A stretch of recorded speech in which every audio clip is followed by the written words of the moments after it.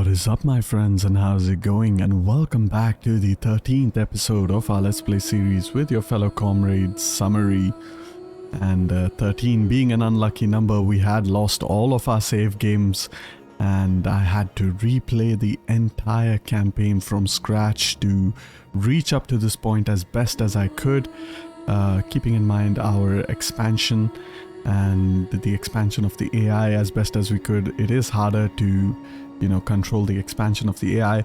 However, your man Summary is up with the win and Roma Eterna victorious. So let's hop right in and I will explain to you some of the changes possibly that might be due to the save game being reloaded. Some of our characters have returned from a mission. We have finished our research in our economy tree, and as you can see, we have completed our economy tree, we have completed our construction tree. We haven't yet completed our philosophy tree. We do have consensual contracts remaining, as well as one final cultism remaining. However, I do not want to get cultism as yet because it will increase my cultural conversion, and for the most part I am doing quite fine as far as cultural conversion is concerned. However, let's take a very quick look at all of our provinces before we go ahead and hop right into the episode. But before that, I would like to research the final upper line of the management tree, which is the provincial Romanization, and by doing this I will be able to upgrade my barracks to the final level 4 as well as my Basilica of Mars. So let's go ahead and do that, and then I will explain as to why I am researching that technology. However, without any further ado, let us have a quick look at our provinces. As you can see over here, I am playing with the 70% UI, so things are a bit smaller and a bit more cleaner in my opinion. And we have 1.8 million denarii in the bank with a generation of 150,000 denarii per turn. Asia pulling in the maximum possible with 92,690 denarii. We are going to go ahead and build that final slave central complex, and I don't want to upgrade this to the Cloaca Maxima because I want to do that in the region of Roma itself. However, as you can see, Asia has been spec'd for industry, and we are trying our level best to give them as much industrial buffs as possible. If we mouse over here, you can see Asia is making a province wealth of 23,388 denarii. However, with the slaves and tax income modifiers, we are making about 92,690, and that is just how powerful slave modifiers are. And speaking of Asia, we have two of our armies making their way back to the Anatolian mainland. Let's go ahead and put Legio 22 Deotariana in Italia, and we are also going to put Legio 5 Alaude in Ephesus. And that should help a little bit with the public order as well. Meanwhile, classes 2 Italica Ferox can finally dock in the port of Italia, and as you can see, we have governor generals in each of the regions within our economic province, and they are giving some incredible buffs to the province. And I have gone ahead, especially for the fleet admirals that are governor admirals rather, and I have gone ahead and given them supply ships. The reason being is that they can supply armies that are adjacent or within the region itself, as you know, keeping an army like Legio 5 Alaude, fully stacked legion in Ephesus, will take a toll on the region supplies. As you can see, our total supplies in the region is 353, but we are losing at about 32 total supply change per turn. We are producing 26 and our army is consuming 58. So having a fleet with a supply ship can provide this army with supplies should the regional supplies deplete. Another way we can check the regional supplies is just by clicking the army, and the same icon over here will tell you how much this army is foraging. However, that being said and done, let's move to our second best province, and that is Latium.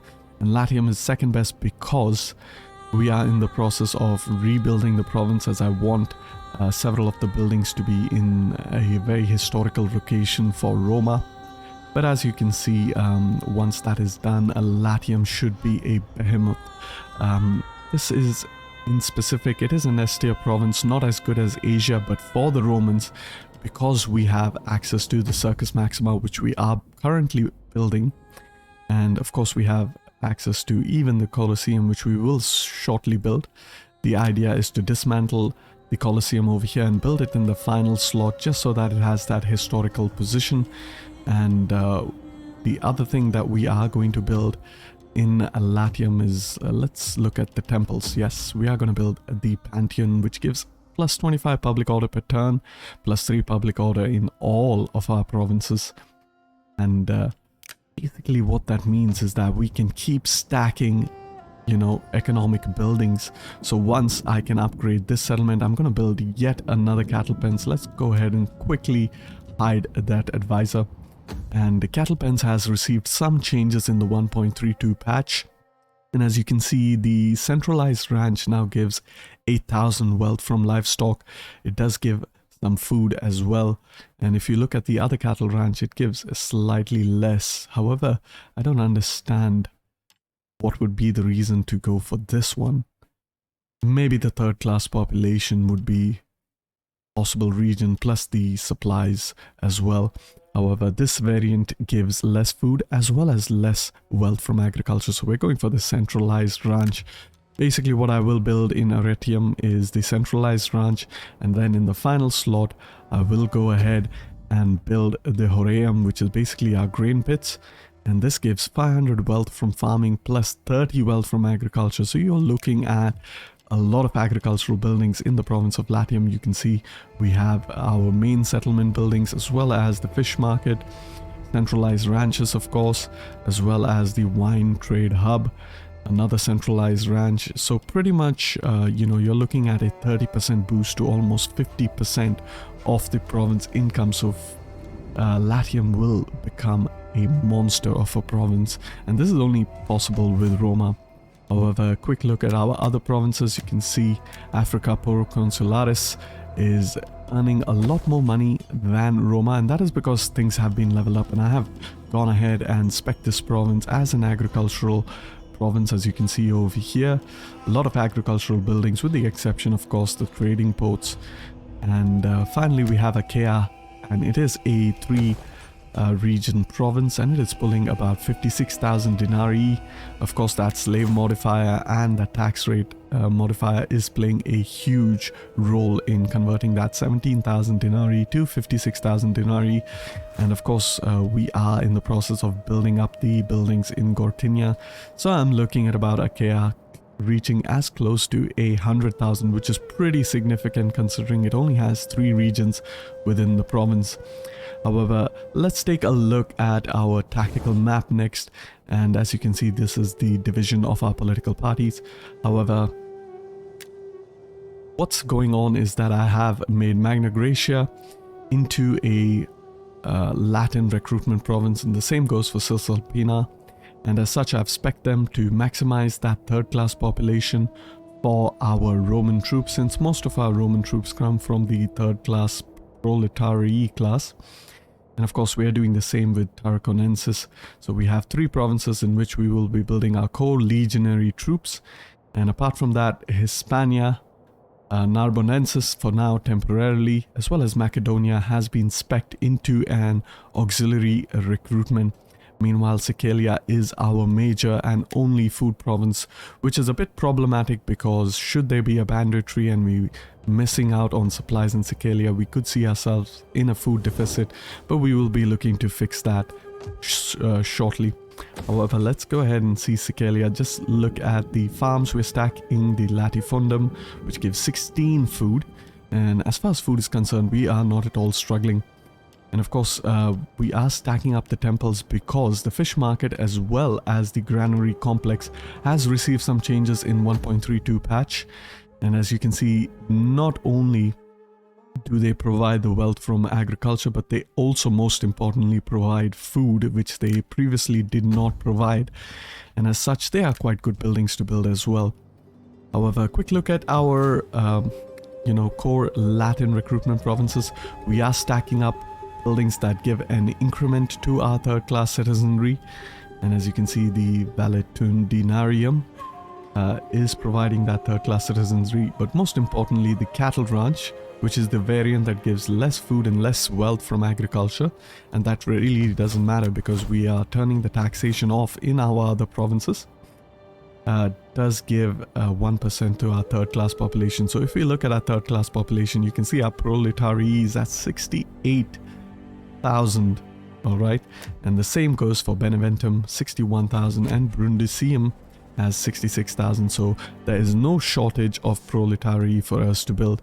However, since we are researching the provincial Romanization, let's go ahead and upgrade our barracks to the elite Roman barracks. And the reason I did not upgrade them so far is because, as you can see over here, the Field of Mars gives 0.3% to our first and second class population. The Roman barracks gives a 0.5%, and of course the elite Roman barracks gives plus 1% to our first and second class population. So if you build this earlier on, then you will get a lot more first and second class population. However, your proletariat, which is the core or the chunk of the Roman army, will suffer. So pretty much what I am going to do is quickly build them up, and once the technology is researched, I'm going to build a provincial barracks. And at the provincial barracks, upon my recommendation to Dresden, he has changed the bonus from first and second class population bonuses to third class population bonus. As you can see right over there, it gives a +1 to our third class population. So let's go ahead and do that for all of our Latin recruitment provinces. Fantastic. And now let's have a very quick look at all of our other provinces. As you can see over here, Narbonensis is of course an auxiliary province, and have stacked the Celtic city quarters to keep our Roman culture low. However, we still have a majority Latin culture, and the same goes for, of course, Macedonia. However, we are a lot more successful when it comes to Hispania, as we can build 4 of these. And as you can see in Hispania, we have a lot of foreign population class, which means we can actually build a lot of auxiliary troops from the province of Hispania. However, it's not so bad in the other 2 provinces. As you can see over here, we have 32,000 Peregrini, but as you can see, due to that Latin culture, it is in a decline. And as you can see over here, overcrowding is one of the major penalties to our 4th class population, giving us a debuff of -9.9. But most importantly, the region majority culture is giving us a -1. And if that -1 wasn't there, then if you go up to the top, you can see that our Peregrini would more or less stabilize and not receive that many debuffs. And in fact, that -1 would be replaced by a +2, as you can see over here. +2, so you would actually gain a +3 bonus, taking the net difference. So you're looking at a 2% growth to the Peregrini as opposed to a -1% decline. However, over here in Massalia, you can see we are growing slightly, and pretty much that is the scene across our different regions. However, nothing much to complain about. I am also in the process of speccing up Galatia and Cappadocia to be our our foreign population recruitment region. And as you can see, it is really tough, and we are already at Latin culture, so our Peregrini class is of course suffering as a result of that. However, once we conquer Ankara and Mazaka, then we should be able to reverse that decline. However, that being said and done, and you know what happened in the previous episode, thanks to the intro. However, we do have a lot of armies in the region, and just a quick look at our armies. Some of the armies are going to be slightly different, but the names are going to stay the same. Historically, we have Legio II Augusta in Iberia, we have Legio III Cyrenaicae, as well as Legio V Macedonica in Africa, and we have Legio X Equestris, headed by our faction leader Gaius Julius Caesar in Carthago. Apart from that, we do have Legio IX Hispana over here in Numantia. We also have Legio VI Victrix, which was the former Legio I Roma Victrix. And we do have 2 of the legions that Caesar levied, which is Legio 14 Gemina, as well as Legio 13 Gemina in the ports of Massalia and Genoa. And the reason I keep them in the ports is because if you keep them in the ports, you do not consume supplies. However, if I place them into Massalia, as you will see over here, they will begin to consume the supplies. As you can see, our total supply change is a minus a 29. However, if I put them back into the port, then you will not be consuming supplies. So this is a pretty nifty trick. As you can see now, our supplies is increasing by plus 29. Not that that makes a difference because we are at a maximum of 520 out of 520. However, now that we have had a very quick look at all of our provinces, and I'm pretty happy with the way things are set up for now, let us have a quick look at our politics. And if you have a look at our politics, I have gone ahead. Obviously, our original family leader, Lucius Julius Libo, died in the fields of Hispania due to old age, of course, and he has adopted a lot of children in this playthrough, and I have gone ahead and assassinated a bunch of them, as you can see over here, because I'm trying to wipe out my adopted lineage. And of course we have about 5 more children remaining, and when they come of age we will go ahead and assassinate them. So eventually, when these characters over here die of old age, the adopted lineage of the Julii gens will be eliminated. However, speaking of our non-adopted lineage, as you can see over here on the left side of the tree, we have, of course, you know, several of our family members, and I'm trying to limit it down to about 2 children per couple, and it's pretty much the same over here. And after the death of Lucius Julius Libo, we had Septimus Julius Salinator, who spent a brief term as the leader of the Roman faction. However, due to wounds sustained in battles, he had died at a fairly young age, leaving his even younger heir, Gaius Julius Caesar, as the leader of the Julii clan. However, speaking of the Julii clan, we can see we have Aetia Balba, which is technically the niece of Julius Caesar, but over here we have kept her as the sister of Julius Caesar, and the grandnephew of Julius Caesar will be Augustus and Octavian Caesar. However, as you can see, we have Cornelia Cinna, which is the historical wife of Julius Caesar that I have modded into the game. Let's go ahead and improve her stats. So improve her cunning, improve her authority, and improve her zeal. Send her on a vacation for that cunning. And yeah, speaking of Julius Caesar, let's have a quick look at him. He's over here, and pretty much the objective of this campaign is to fight the Jurgurthine Wars, which is basically the Roman conquest of the Numidia, or the Numidian region. And of course, I have modded into the campaign none other than Jugurtha, who was the leader of the Jurgurthine faction, or rather the Numidians. So without any further ado, let's have a very quick look at our politics. Everything seems to be quite fine, or I'm sorry, our diplomacy, with the exception, of course, the Ptolemy, and despite them being a defensive ally, they are not inclined to getting a trade agreement with us, and that is rather unfortunate. And who are they at war with over here? They seem to be at war with not really anyone from the Arabian Peninsula. So I am basically, in the turn between episodes, I have been trying to keep factions alive. As you can see up here in the north, the Getae pretty much struggling. They're being attacked by all sides, by the Germanics, by the Thracians, as well as the nomads up to the north. So they keep getting eaten away. However, I keep restoring them because eventually we want to fight against the Dacian tribes in the north over here in Dacia, but that is all the way in the distant future. Meanwhile, the Suebos themselves have been expanding relentlessly, and so I have been keeping them at bay with a lot of emergent factions over here because I don't want to fight the Germanics just yet. However, that being said and done, let's, without any further delay, begin this very episode, and we're going to do that by declaring war against the Masaesli and of course the Masili. And to join the war against the Masili, we are going to ask the Igarimen if we can join the war against the Masili, and they will accept, so that is good news.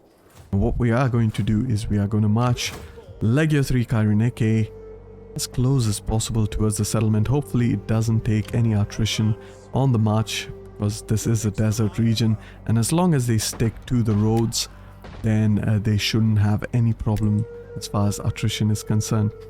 And we are also going to declare war against the Masaesli, and in order to do that, we are going to ask our Mauritanian allies over here if we can join the war against the Masaesli, and they do agree. So let's go ahead and take Gaius Julius Caesar and capture the settlement of Kirtan. A quick save over here, and we're going to hop into the battle so that we get a look at Caesar leading his favorite Legio 10 Equestris. Alright, welcome to the battle. We have gone ahead and deployed our army into our typical legionary formation, and let's have a quick look at our entire army.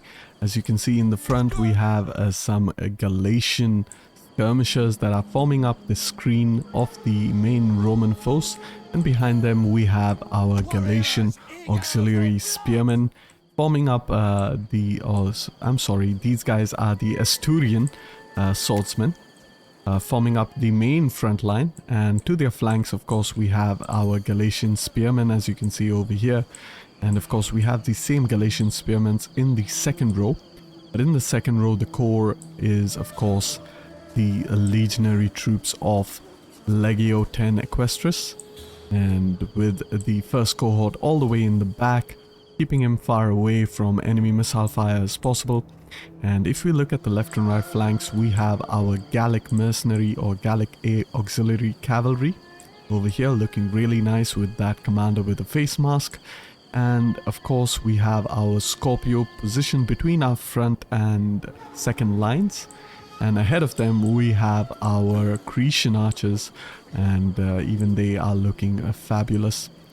However, all the way in the back we do have the man himself. We have Gaius Julius Caesar, and of course he is not really ranked up. He is fairly inexperienced. He's only rank 3, and therefore his armor is looking pretty less elaborate, as we are playing with the Benjen's AAA Generals mod. So as Julius Caesar rises through the ranks, you will see that his armor also upgrades. However, without any further ado, let us go ahead and start the battle.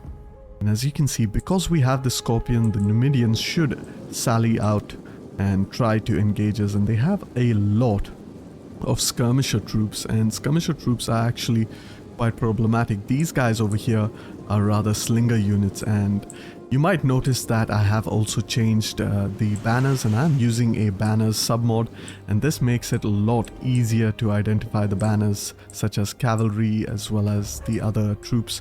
And they don't really have any cavalry, but if you look at over here, it makes it very easy to identify what exact type of cavalry we are dealing with. And although these guys are registered as skirmisher cavalry, they are really melee cavalry with this sort of precursor javelin, so I am going to go ahead and toggle on that melee mode. Very quickly over here, going to put our skirmisher units on skirmish mode, so that they do not stay in the front line should the enemy decide to charge at us. And right over here, all the way out on that right flank, you can see they do have some African horsemen.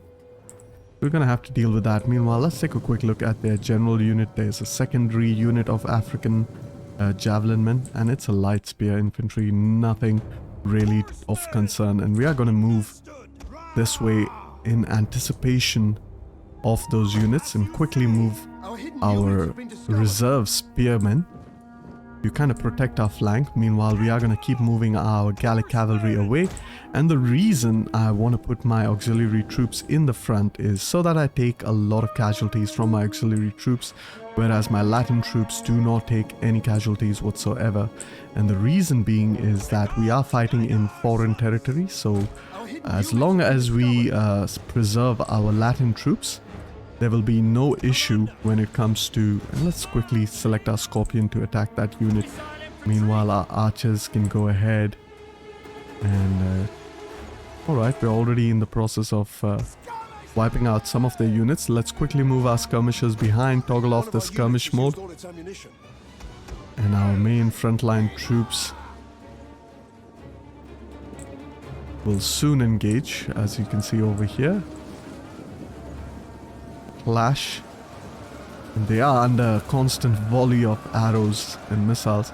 And of course our front line have been engaged. However, a quick look of what's happening on our right flank. Alright, perfect. Meanwhile, our left flank is rather free, so let's actually move our cavalry all the way around and try to deal with their own skirmisher units. We can move this bunch of spearmen like so, in preparation to flank. And we have dealt with one of the enemy cavalry. Scorpio has done a pretty good job, and we can turn off the fire at will for the Scorpio, as we no longer require them to be like that. Quickly get our cavalry, them up narrow, and run into position. This makes it easier to micromanage them. And we are going to move this cavalry all the way over there. Once they do that, we're going to narrow them down and run them into position real quick. Hey, this cavalry can go ahead, attack here. Two of you come here, this way. And of course, we're gonna massive charge over here. Really heavy Gallic cavalry. Nothing much these light skirmisher troops can do against us. Quickly move our spearmen into the fray. Go ahead and attack here. Meanwhile, our horsemen have nicely surrounded the enemy missile units. And this should pretty much be quite an easy route. Alright, just let's go to home. Alright, there we go. Beautiful. Just watch these guys get absolutely destroyed. Yeah, nothing much they can do. We have pretty much won the battle with that. The enemy unit is completely in retreat. And we've hardly taken any casualties. Quickly move Group 4 into position to start throwing their jabs into this unit, the general unit. It is 300 men strong. Move our other cavalry as well. And of course the general unit is going to retreat. And with that we have won the battle, a very easy battle.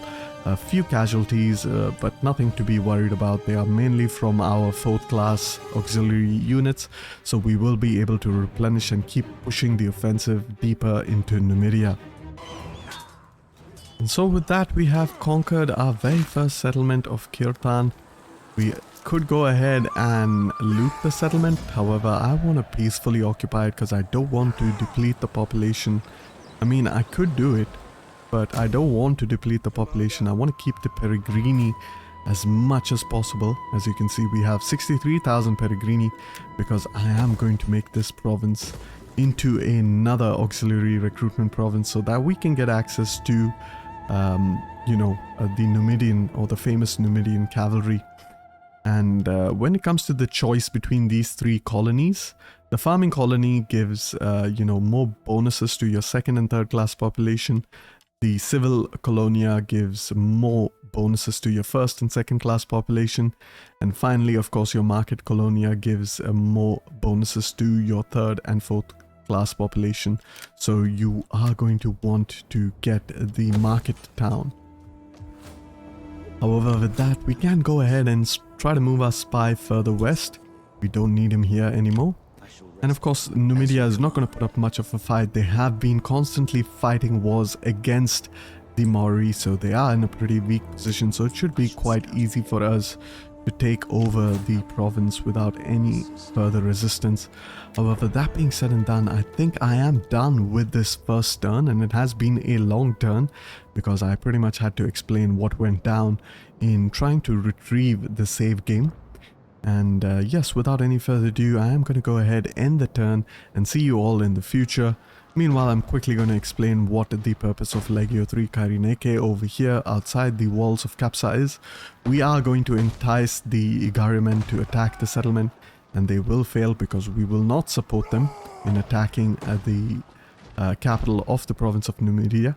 And once they do that, in the next turn we should have a pretty easy siege of the settlement ourselves. Alright, so the Igarimen have decided to attack the settlement, and of course there's a 50% chance of them winning because the power of balance is pretty much very balanced out. So I am going to go ahead and decline the attack. They're going to lose, and in the next turn I should be able to take Capsa quite easily. Alright, welcome to the next turn. Some of our characters have increased in level, including Caesar himself. Let's go ahead, quickly look at our panel over here. Is the easiest way to level up characters. With Caesar, we want to focus on that army upkeep, and of course even give him some campaign movement, as that is more critical in this phase of the campaign. Getting the extra campaign movement is very important because that allows Caesar to move a lot faster. And we are going to move Caesar, leave Kirtan, and move Caesar towards Eol and try to conquer this settlement. Meanwhile, put a spy over here, get our other spy as well into the region. We can deploy him. The gods make work. Fantastic. Meanwhile, we can now begin to attack this army. And as you can see, the auto-resolve is very good. So I'm going to go ahead, auto-resolve it. And we are going to once again peacefully occupy Capsa. And we have wiped out the Massili. And what we are going to do over here is we are quickly going to dismantle this building. We're going to retain that. Going to build another version of the African immigrants, convert this into an auxiliary barracks, dismantle that, and dismantle these two buildings.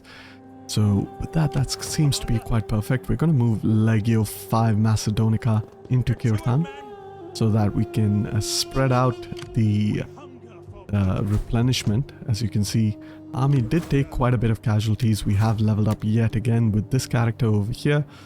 We're going to give him that army upkeep. And gonna go ahead and give him the trained swordsman. That gives a bonus to all of our swordsmen. However, you know, Numidia does seem to have a lot of low supplies, and you could run out of supplies in Numidia, which is one of the reasons why I've actually built a supply pit in Carthago, because a supply pit, mind you, will supply 3 adjacent regions. So if you look at the tactical map over here, a supply pit in Carthago should be able to supply 1 adjacent region, 2 adjacent region, and 3, or 1, 2, and 3, or 1 and 2, or identically 1 and 2, or 1, 2, and 3. So as far as that is concerned, we should not be having any problems supplying our armies. However, that being said and done, let's have a quick look at all of our provinces. Let's go ahead and build that final centralized ranch in Africa. Slowly but surely, Roma is leveling up, and once it reaches level 7, I should be able to build the final settlement in Roma itself. Sicilia is looking quite fine. Magna Graecia is looking good as well. Illyricum, Libya, Macedonica, Achaia, Asia is looking pretty good. Bithynia, Pontus, Galatia, Cappadocia, all of our provinces seem to be exactly how we want them to be. And I do imagine that there was another character that leveled up, and that is Legio 3 Kyrenike. Let's go ahead, and actually this is army traditions. We are going to go ahead and give them these 2 traditions, as well as Keeper of the Peace, because Keeper of the Peace actually unlocks an even better tradition later on down the line. However, that being said and done, everything seems to be quite fine for this turn.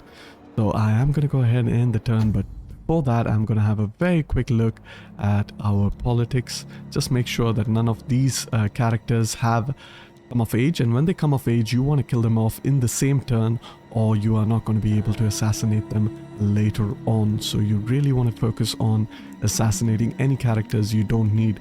A very quick look at all of our political rivals, see if any of them can be leveled up, and none of them are able to be leveled up, which is good.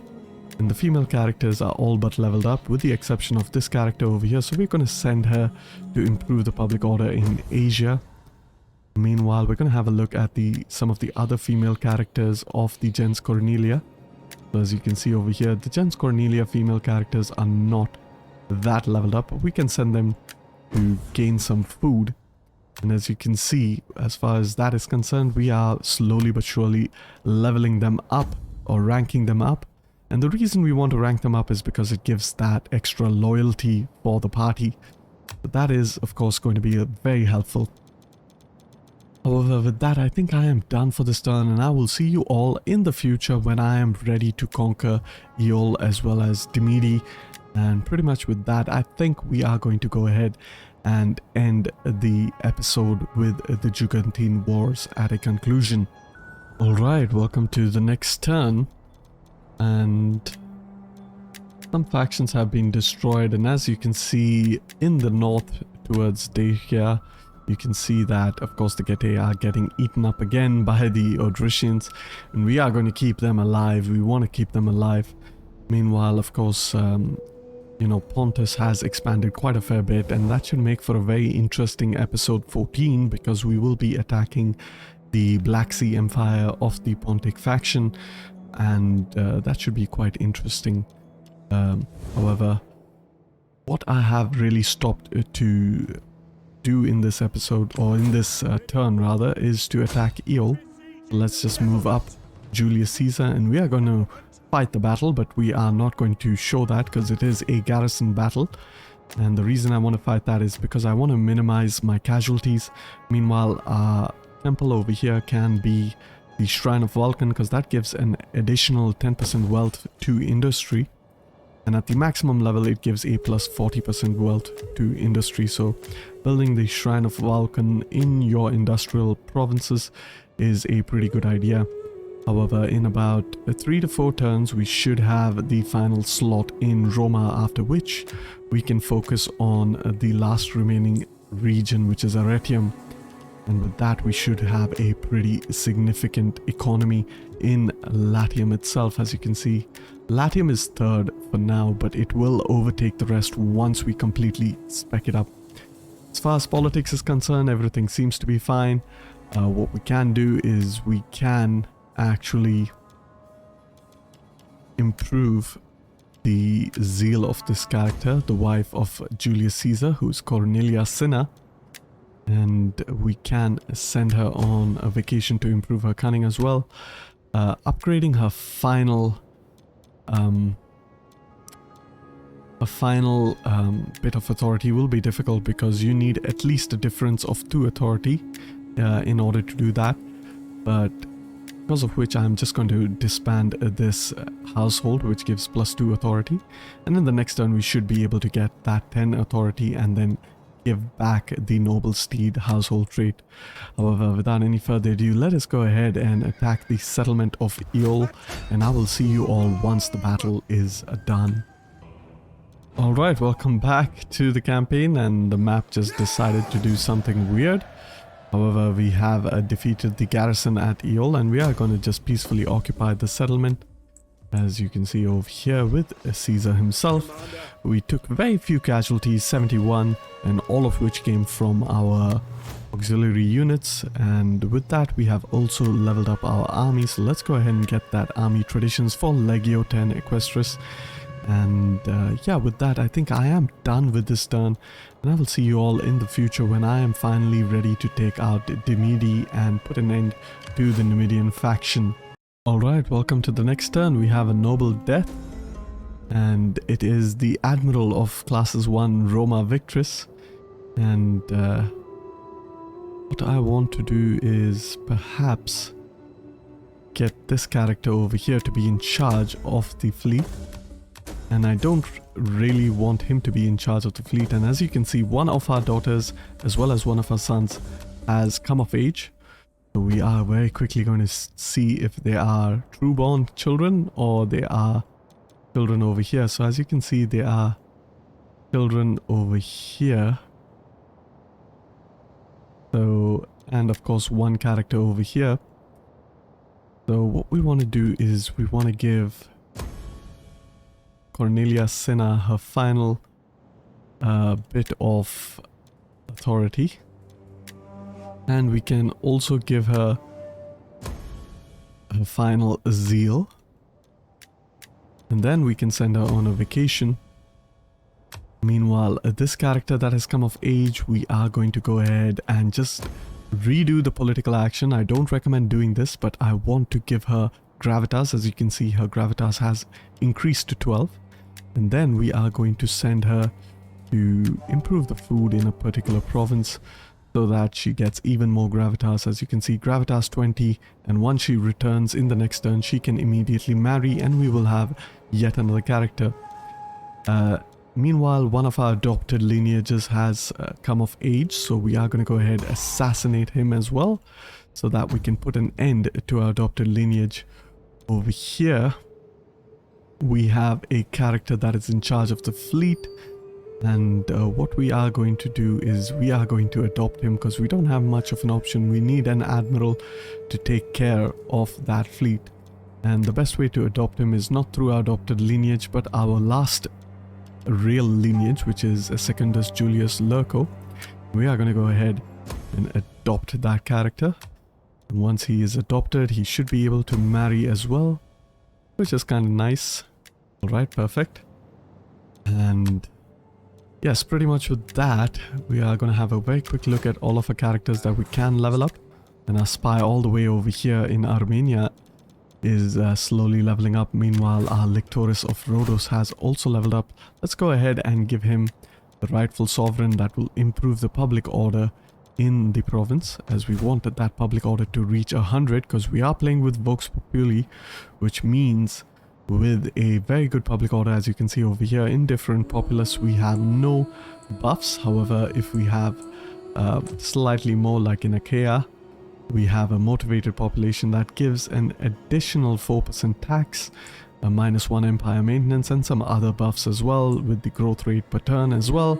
However, if you look at Latium, which has a 100 public order, you can see that we have an inspired population which pretty much doubles the benefit at 6 growth rate per turn and 8 taxation.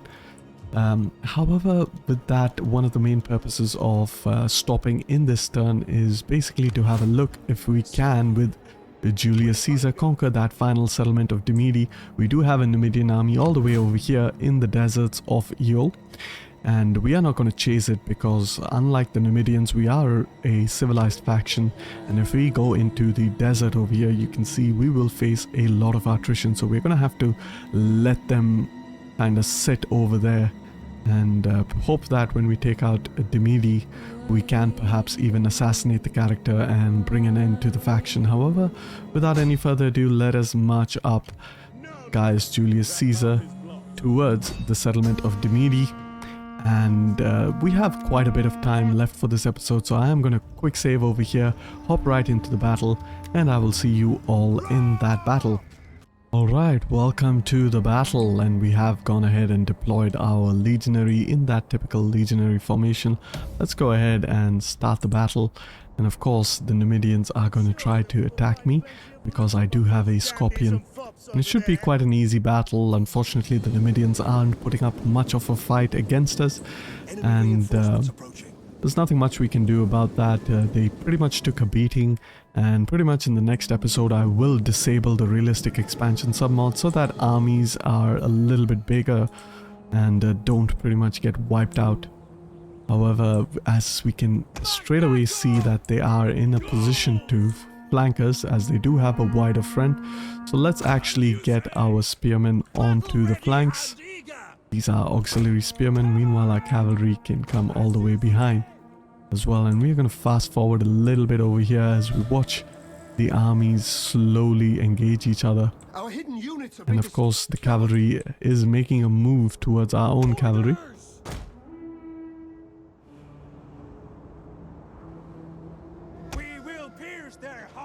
Right.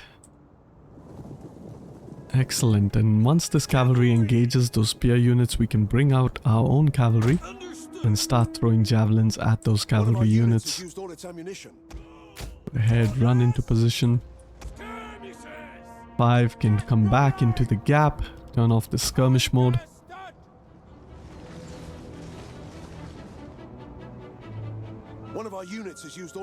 And we do have a general over here which we will have to deal with. He is going to reinforce the settlement. Move our other cavalry on the left flank around the enemy. And we can use our scorpions to kind of hit that general unit and kind of get rid of him before he can get close enough. Archers over here can hit that cavalry unit. I'm going to try our level best to keep throwing into the enemy cavalry. Move all of our cavalry up here, around. Toggle on that melee mode. We're nearly done with this cav. Meanwhile, our scorpion is trying to readjust so that they can start hitting the enemy unit.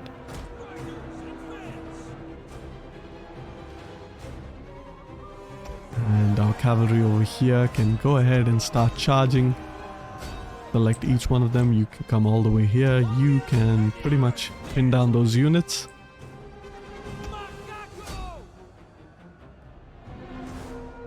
Go ahead, toss some javelins into the backs of these cavalry. And just charge into that unit as well.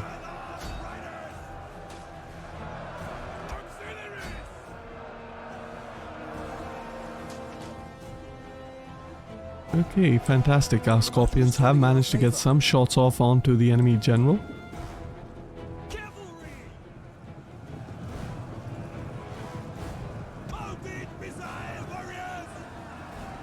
And nothing much the enemy can do with all of these light troops. They're not going to be able to do much against us. We're going to charge into the backs of these missile units.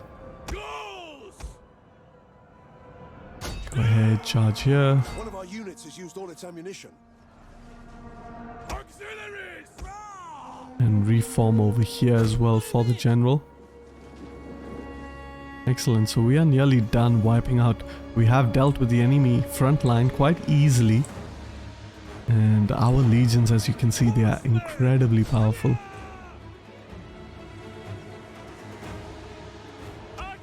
Meanwhile, all of our archers can turn in this direction. Try to keep hitting that general. General is still getting hit by the scorpion unit. We're going to pull back a little bit so that he gets hit a little bit more. And with that, he is going to run away from the battle.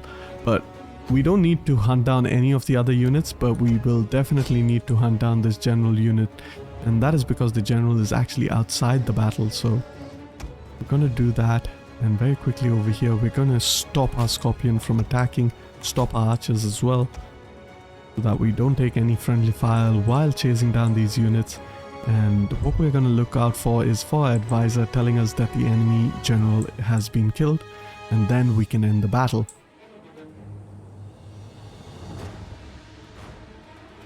One of our units has used all its ammunition. Alright. They'll have about a few more getting tossed by javelins in the back. And we have wiped out that unit entirely, which means we can go ahead and end the battle, and I will see you all in the campaign. Alright, with that, down goes the garrison of Demidi, and we are going to go ahead and once again just peacefully occupy the settlement. As you can see, there is a minor glitch that happens sometimes at the end of the battle, and that actually causes some of the UI elements to go invisible.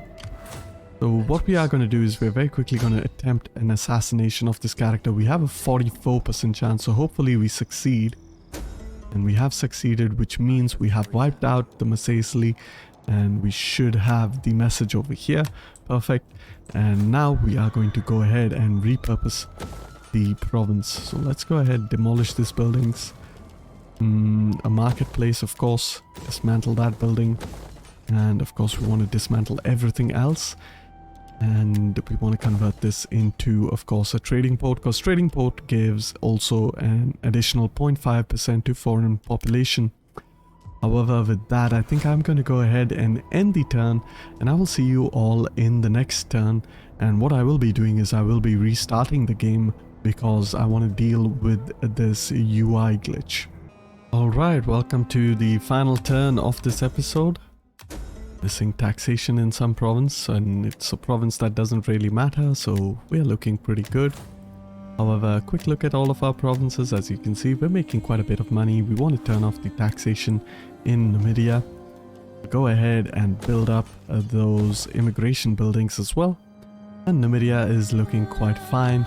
We are going to go ahead and move Legio 10 Equestris back towards Port of Eol, from where it will make a move towards Hispania and eventually towards Gallia. However, the next episode, as mentioned, will be the Mithridatic Wars. We will be fighting against Mithridates, and in order to do that, what I am going to do is I am going to go ahead and hide the deceased. I am going to go ahead and replace Julius Caesar, and we need to improve the zeal of this character so that we have yet another character we can get through marriage. And now I can replace Julius Caesar in Legio 10 Equestris, leave the work of moving my legions to another character, and in the next turn I should be able to reassign Julius Caesar as the head of Legio 22 Diatoriana, and with that we should be able to initiate our Mithridatic wars against Mithridates himself. However, before we go ahead and end the episode, a quick look at all of our provinces. As you can see, Asia is now pulling 100,000 denarii per turn, and keep in mind this is with our taxation on low. If I put it on high, as you can see, we have a lot of provinces hitting that 100,000 denarii per turn.